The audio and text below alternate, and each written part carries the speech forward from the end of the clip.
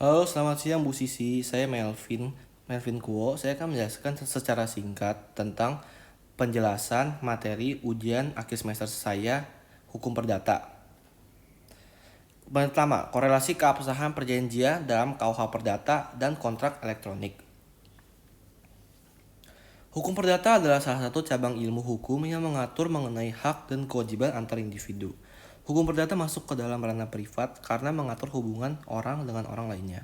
Yakni hukum perdata dikenal beberapa asas penting yang perlu diketahui, yakni ada asas konsensualisme, asas kekuatan mengikat, asas persamaan hukum, asas itikat baik, dan juga asas kebebasan berkontrak. Kelima asas itu merupakan asas yang paling sering digunakan dan diterapkan dalam penegakan hukum perdata. Hukum perdata material melingkupi beberapa hal yang terbagi menjadi 4 buku, yaitu empat buku itu memiliki pembahasan yang berbeda-beda. Buku 1 membahas tentang orang, buku 2 membahas mengenai benda, buku 3 membahas mengenai perikatan, dan buku 4 menjelaskan mengenai pembuktian dan kadaluarsa. Seluruh isi dari buku 1 sampai 4 terkandung pada kitab Undang-Undang Hukum Perdata. Dalam membuat perjanjian, ada 5 asas penting dalam berkontrak. Yang pertama ada asas konsensualisme, yang kedua ada asas kebebasan berkontrak, yang ketiga ada asas pacta sunt servanda, keempat ada asas kepribadian, dan kelima ada asas itikat baik. Kelima asas tersebut tidak terlepas dari hal penting, yaitu syarat sahnya sebuah perjanjian. Syarat sahnya suatu perjanjian diatur dalam pasal 1320 Kitab Undang-Undang Hukum Perdata. Dalam hal ini, syarat yang kedua berkaitan erat dengan kecakapan di mata hukum.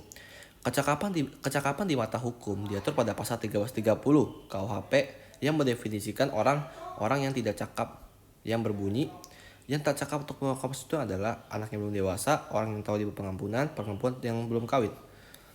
Perjanjian konvensional nomornya dilakukan secara ditulis maupun oral.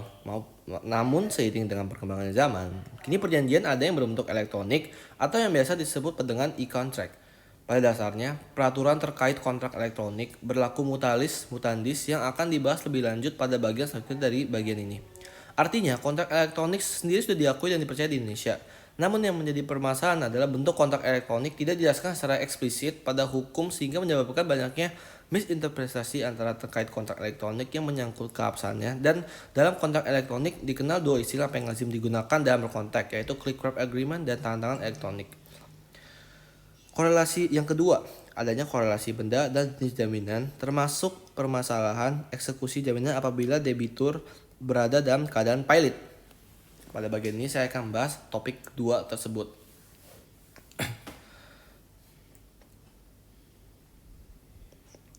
Dalam kitab Undang-Undang Hukum Perdata sendiri menjelaskan mengenai jaminan yang terletak pada pasal 1131 yang berbunyi, segala barang-barang benda bergerak dan benda bergerak milik debitur baik yang sudah ada maupun yang akan ada menjadi jaminan untuk perikatan-perikatan perorangan debitur itu.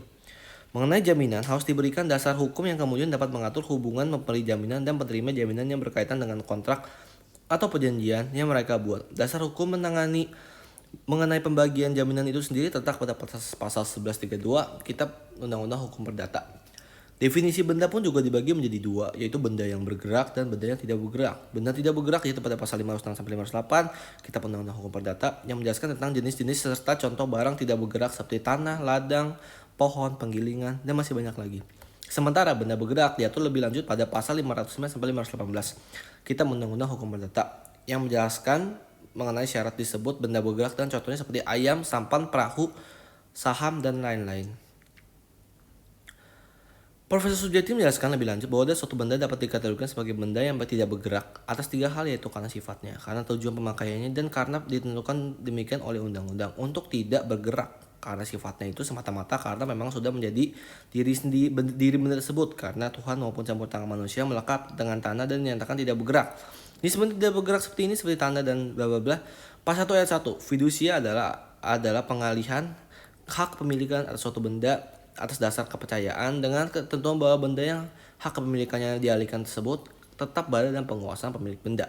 Sementara penjelasan mengenai jaminan fidusia dijelaskan pada ayat selanjutnya yang berbunyi, jaminan fidusia adalah hak jaminan atas benda bergerak baik yang berwujud maupun tidak berwujud, dan seterusnya.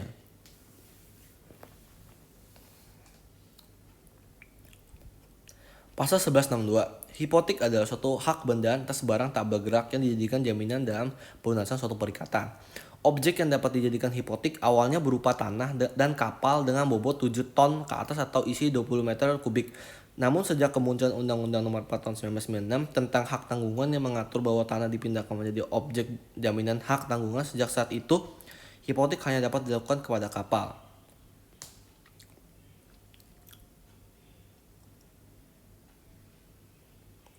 Pilot adalah kondisi di mana sebuah badan hukum atau perorangan yang mempunyai utang kepada lebih dari kedua kreditur dan tidak mampu membayarnya sehingga harus menjual maupun menukar aset yang dimiliki oleh badan hukum atau orang perorangan tersebut. Kepilotan sendiri diatur dalam Undang-Undang Nomor 37 Tahun 2004 tentang kepilotan dan penundaan kewajiban pembayaran utang. Kepilotan adalah sita umum atas semua kekayaan debitur pilot yang pengurusan dan pemberesannya dilakukan oleh kurator di bawah pengawasan hakim pengawas. Tujuan kepilotan adalah pembagian kekayaan debitur oleh kurator kepada semua kreditur dengan memperhatikan hak-hak mereka masing-masing.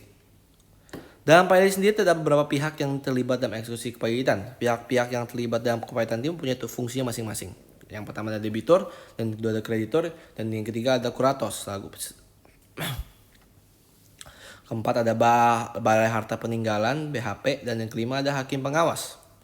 Balai Harta Peninggalan ada instansi pemerintah yang berada di bawah Kementerian Hukum dan HAM yang melakukan pelayanan jasa hukum.